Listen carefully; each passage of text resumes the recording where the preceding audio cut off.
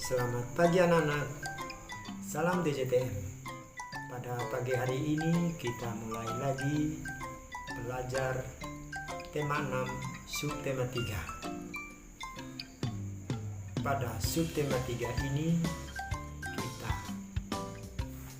mengenal kegiatan ekonomi masyarakat di dataran rendah. Dan sebelum kita mulai pembelajaran ini, terlebih dahulu kita berdoa menurut agama dan kepercayaan kita masing-masing. Berdoa mulai.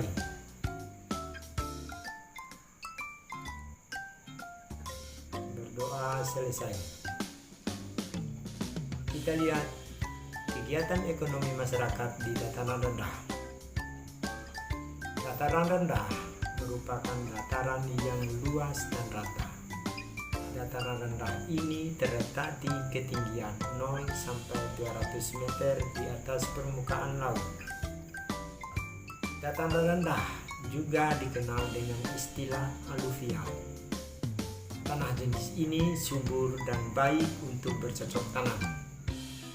Selain itu, dataran rendah memiliki area yang relatif datar, sehingga kondisi ini memudahkan masyarakat dalam beraktivitas. Kemudahan tersebut membuat dataran rendah berkembang menjadi pusat kegiatan masyarakat. Salah satunya adalah kegiatan pembangunan pada bidang ekonomi seperti menanam padi dan menangkap ikan. Dataran rendah adalah daerah yang dekat pantai, sehingga dimanfaatkan oleh nelayan untuk menangkap ikan. Kita lihat orang sedang menangkap ikan, ya, menggunakan jaring atau biasa disebut dengan jala. Terus yang berikut kita perhatikan para petani yang sedang memanen hasil tanamannya. Sepertinya petani memanfaatkan lahan subur di dataran rendah untuk bercocok tanam, sepertinya menanam padi, jagung, atau sayuran. Kita lihat yang berikut kegiatan ekonomi di dataran tinggi. Dataran tinggi terbentuk sebagai hasil dari erosi dan juga sedimentasi, atau yang biasa disebut dengan pengendapan material, yang tertimbun material dari lereng-lereng gunung yang berada di sekitarnya. Aktivitas ekonomi masyarakat di dataran tinggi lebih cocok untuk perkebunan dan peternakan. Keduanya, kegiatan tersebut dapat dilakukan secara individu atau berkelompok. Kita lihat gambar di dalam ini adalah orang sedang beraktivitas memetik hasil perkebunannya. Kita lihat interaksi manusia dengan lingkungan di bidang ekonomi dipengaruhi oleh beragamnya mata pencarian masyarakat Indonesia. Perbedaan ini juga disebabkan oleh sumber daya alam yang terdapat di sekitarnya. Sekarang kita lihat materi yang berikut adalah ciri-ciri gambar cerita pada sampul depan buku.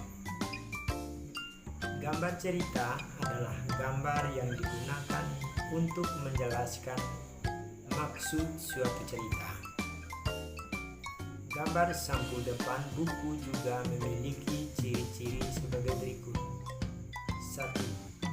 Gambar berisi tentang isi buku. 2. Gambar yang disajikan harus menarik. 3.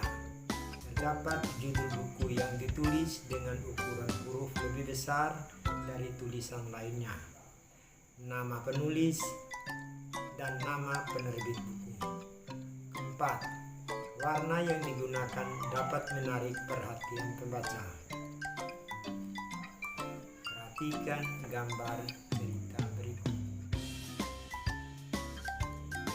Gambar tersebut termasuk gambar cerita yang ada pada sampul depan buku. Gambar tersebut berisi ilustrasi dua orang anak sedang mendengarkan musik dari telepon genggam dan alat pemutar musik. Gambar tersebut menunjukkan kemajuan zaman dalam menggunakan alat komunikasi digital. Demikianlah materi yang Pak Guru sampaikan pada pagi hari ini, dan materi berikutnya kita akan lanjut di hari yang berikut. Dan pada saat ini kita akhiri pertemuan ini, dan sebelum kita berakhir pada pertemuan ini, kita berdoa menurut agama dan kepercayaan masing-masing. Doa mulai. Berdoa selesai. Kita berjumpa lagi di waktu yang akan datang. Sampai jumpa lagi. Sampai berjumpa kembali pada episode selanjutnya. Salam DJTM. Terima kasih. Dadah.